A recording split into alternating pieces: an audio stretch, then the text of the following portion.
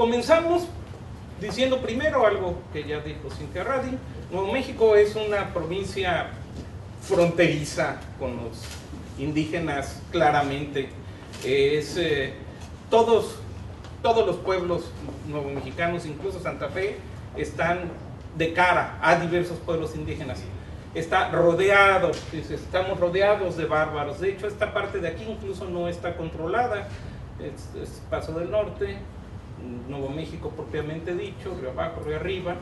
Es cruzada. La provincia, un grupo indígena podía cruzar Nuevo México de este a oeste con total tranquilidad. Es un control territorial muy escaso sobre sobre el río Bravo. ¿Y por qué naciones bárbaras está rodeado? Pues por decenas, vamos a decirlo así. Hay varios grupos de apaches, jicarillas, natajés, hasta lipanes, que podrían atacar por el sur, suroeste, sureste, los asentamientos nuevo-mexicanos. Están los navajoses, que son primos hermanos de los apaches, que pueden incursionar por el occidente, se trata con mucha consideración y hasta un poco de miedo a los comanches, por ser indiscutiblemente la potencia indígena de las grandes llanuras. Afortunadamente para Nuevo México los comanches no hostilizan demasiado a la provincia. Hay un tratado de paz de 1785 con Cuerno Verde, Anza, etcétera, que se sigue invocando hasta 1846 como y se mantiene una cierta amistad con los comanches. Además, con el paso del siglo XIX empiezan a llegar otros grupos norteños de las grandes planicies, empiezan a hacerse ver, digamos, y no atacar directamente, que son los cheroquíes, los caiguas, saguanos o saguanoses, los creeks, que de pronto se conocen, y por el norte están los yutas. Bueno, entonces está rodeado, siempre estuvo rodeado. Desde el siglo XIV hay apaches hostilizando a los indios pueblos. Cuando se logra la independencia, los nuevo mexicanos heredan una guerra de baja intensidad. A partir de las últimas décadas del siglo XVIII hay una época de prosperidad debido a la estrategia de la corona de la que nos habló Valle hace unos instantes. Trae una cierta prosperidad, una cierta paz. Todo es relativo porque las incursiones siguen ocurriendo. En Nuevo México hay un comercio activo con los indios bárbaros, hay ferias completas, se acercan los comanches a comerciar, pero por ahí, por los pueblos que van pasando, hay robos, un asesinato, se roban ganado. La paz nunca es definitiva. En fin, cuando comienza el siglo XX, hay un grupo indígena en particular, que va a ser el que más va a hostilizar Nuevo México, que van a ser los navajos. Los navajos, curiosamente, pongo esta imagen porque son el grupo indígena más civilizado, con muchas comillas. Tienen artesanía, hacen estos zarapes que son muy apreciados, que se usan en el comercio de Nuevo México. Hacen pequeñas canastitas que se llaman coritas, y que son un grupo rico. Tienen borregos, son seminómadas también, y son los que a partir de 1803, entre 1803 y 1810, inician una serie de incursiones a todo el flanco occidental de Nuevo México. Las dejan de hacer en 1810. En 1818 comienza otro ciclo de hostilidades. Por hostilidades, ¿qué estoy diciendo? Ataques, incursiones donde se roban borregos, donde mueren en 1, 2, 3 pastores de borregos, donde se levantan a pastorcitos jóvenes y a mujeres. O sea, es una guerra, digamos, de baja intensidad. Hay una lógica muy parecida a lo que veíamos en los ataques apaches aquí, de defensiva. Los vecinos forman partidas a salir a castigar a los bárbaros, o forman unas que se llaman cortadas, un poquito más grandes que una partida, para tratar de recuperar el ganado perdido. Es una guerra bueno, una violencia donde se pierden muchos animales. Obviamente, si los navajos, vamos a decir, toman un botín de animales, al huir son muy lentos, los borregos no van rápido, entonces los alcanzan y les quitan buena parte del botín. En ocasiones los navajos retoman y ahí se la pasan, y en el proceso se mueren muchos borregos. Pero es hay relativamente poca violencia, pocos muertos, vamos a decir así, en todo esto. Y esa lógica es un modus vivendi. Obviamente las autoridades militares españolas y las de los primeros años posteriores a la independencia, la idea es castigar a los bárbaros cuando hacen incursiones. El plan de exterminio ya lo dan por, obviamente, es imposible exterminar. Los comanches, bueno, la población de comanches es mucho más grande que la de Nuevo México, Texas y Coahuila juntos. O sea, no se pueden enfrentar a un poder así, digamos. Entonces, el exterminio ya está dado, está fuera del plan, fuera del alcance. Tenemos entonces que es la contención, contener las incursiones y los desmanes de los bárbaros, y si nos llegan a atacar, represalia, hacer campañas no muy grandes de represalia, en los cuales mataron la misma lógica que usan los bárbaros para atacar a los nuevo-mexicanos, usan los nuevo-mexicanos para tocar a los bárbaros en estas campañas, recuperar botín, lograr botín, conseguir cautivos, de ser posible caer sobre las rancherías de los bárbaros y en un día de suerte poder apresar alguna de las esposas de los líderes, porque esa es muy buena presión para los y con eso los bárbaros, si la campaña fue exitosa, tienen que ir a Santa Fe de rodillas a pedir y hacer un tratado de paz, que ya parece que es un machote. Van a aceptar misioneros, etcétera, etcétera, etcétera. Se van a intercambiar los cautivos, se va a restablecer el comercio y la paz. Al año siguiente volvemos con lo mismo. Y eso pasa con los navajos prácticamente durante todo el periodo que estoy tratando, que es el llamado periodo mexicano. Una y otra vez. Todavía hay gente poquito idealista, como el padre Martínez, que dice que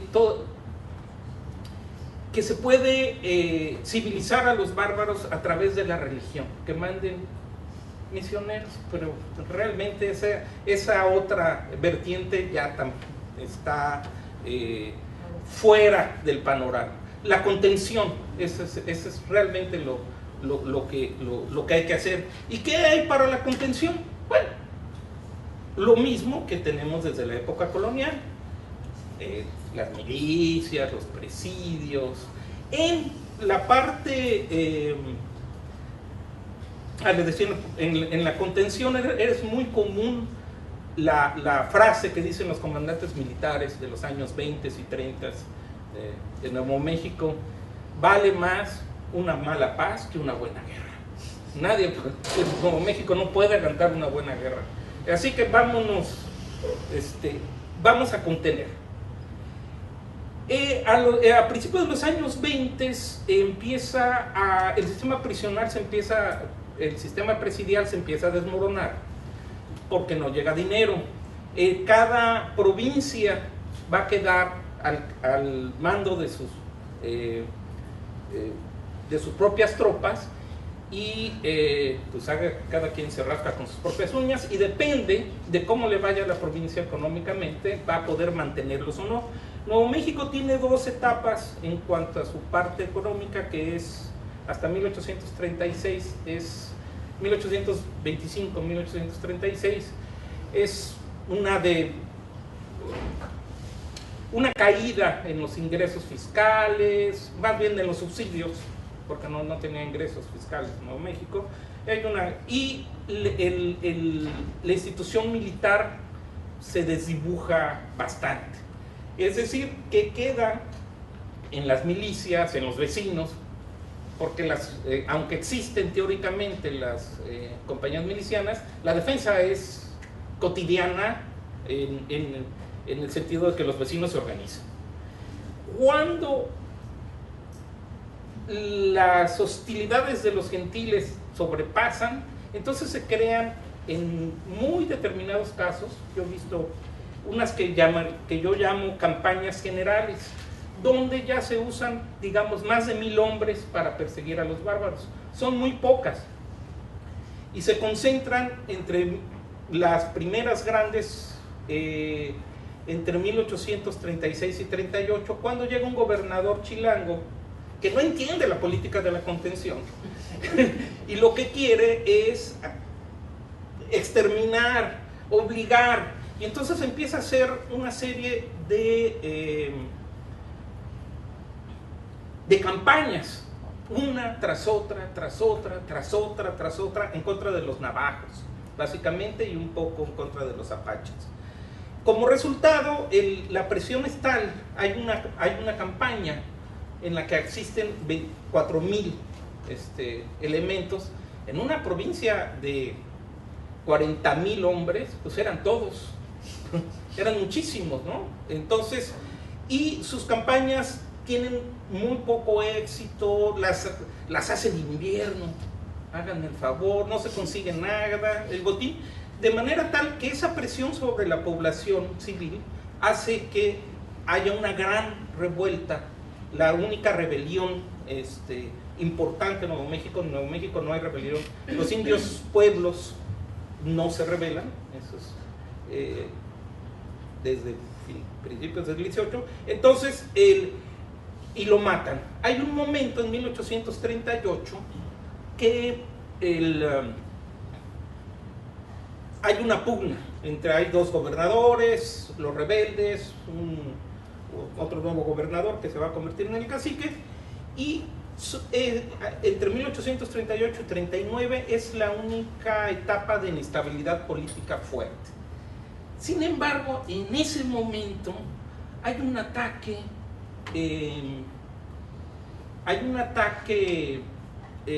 el ataque indígena más fuerte sobre un pueblito que está aquí, se llama Pecos, cercanito a Santa Fe, que no está reportado en las fuentes oficiales porque están en rebelión.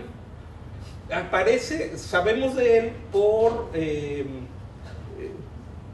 los registros parroquiales, donde mueren 37 personas y el pueblo meses después es abandonado. Ese es el ataque indígena más fuerte realizado por comanches, además que atacaban relativamente poco. Es como una situación especial en la cual los comanches toman una ventaja y hacen un ataque realmente fuera de proporción.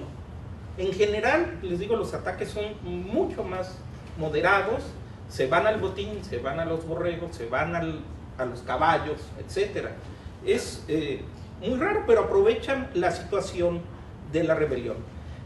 Una vez terminada la rebelión, Nuevo México tiene una recuperación económica muy importante, basado en la ganadería ovina, que es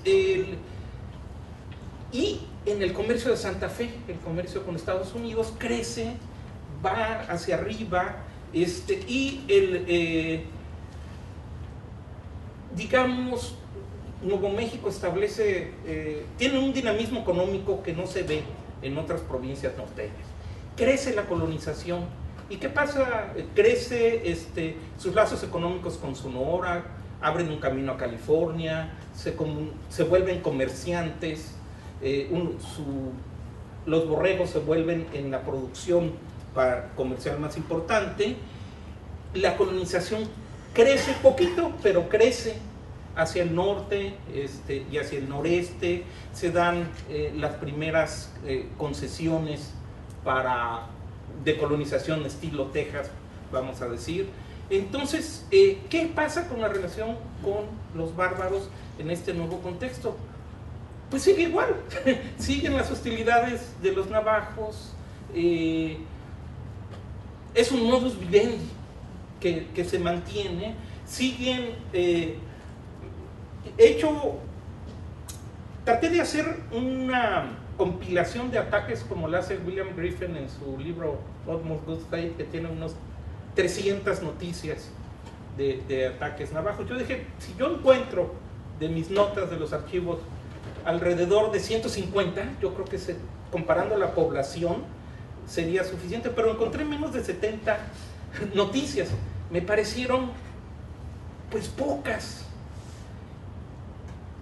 y eso me puso a pensar, realmente este mito de una violencia endémica de la frontera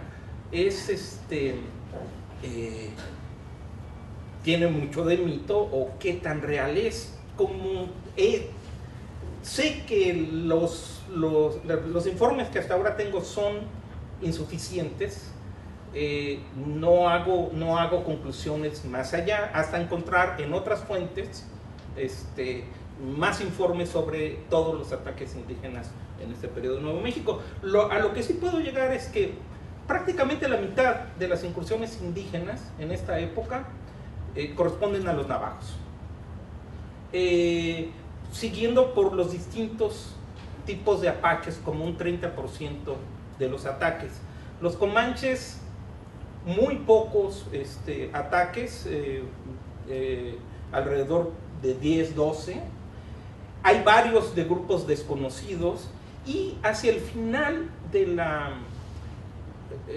periodo, hasta 1844, llega un gobernador que no es chilango, pero es de Chihuahua y tampoco entiende bien a bien de qué se trata. Y entra en conflicto con los yutas por una cuestión realmente que se podría solucionar. Los yutas piden que se les pague por 8 yutas muertos confundidos con navajos. Él se niega a pagar, y entonces los yutas declaran un tipo de guerra en contra de los nuevo-mexicanos, y los asentamientos del norte y del noreste sufren incursiones, pero no se despueblan. Sigue habiendo mucho borrego, hay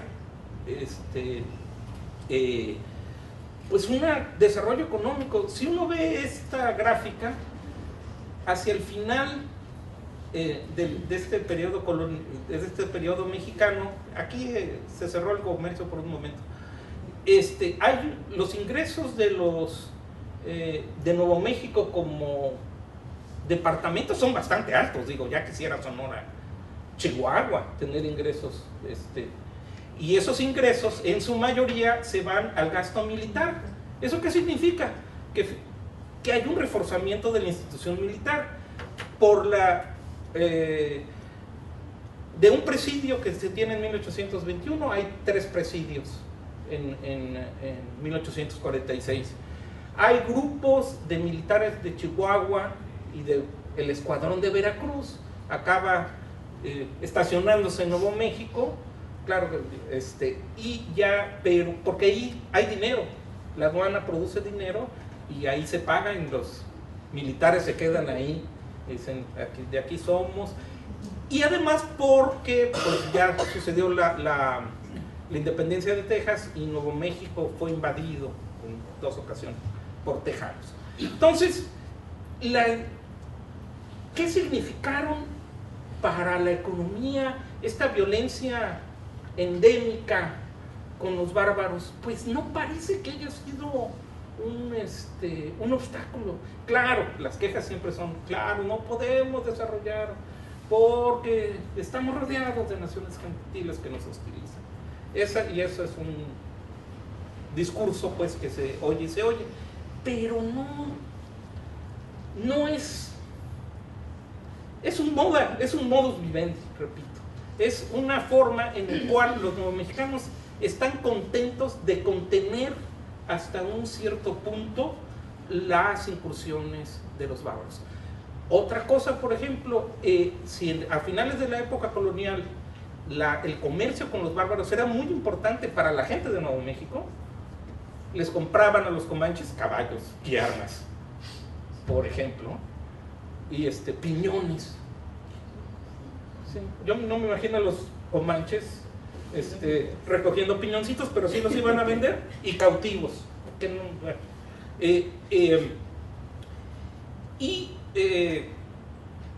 Los comanches, alcohol, maíz, en fin. Y para esta primera época después de la independencia, ya no aparecen en la documentación estas ferias tan importantes, pero sí aparece comercio informal o menos institucionalizado con los mismos grupos bárbaros. Es decir, hay una serie de comancheros que son los que van y vienen comprando y vendiendo cosas, y hay muchos comancheros. Hay muchos comancheros que se unen al comercio de Santa Fe y de pronto salen y consiguen cosas entre los indígenas y regresan. Un caso más curioso, en 1824 se quiere hacer una campaña en contra de los apaches. El presidio de Santa Fe no tiene caballos, hay que conseguirlos. Entonces se contrata un comanchero a que vaya con los apaches a comprar caballos. Los consiguen y el año siguiente, con esos caballos, atacan a los apaches. Es decir, sí, la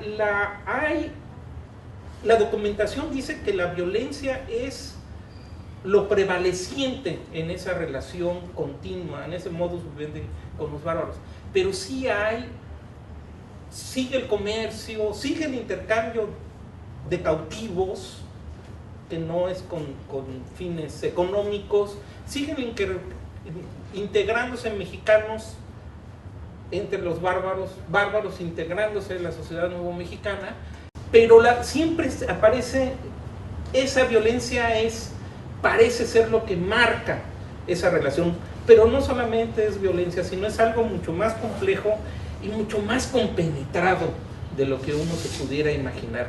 Son dos sociedades aparentemente enemigas, pero que de pronto constantemente tienen relaciones de comercio y de intercambio.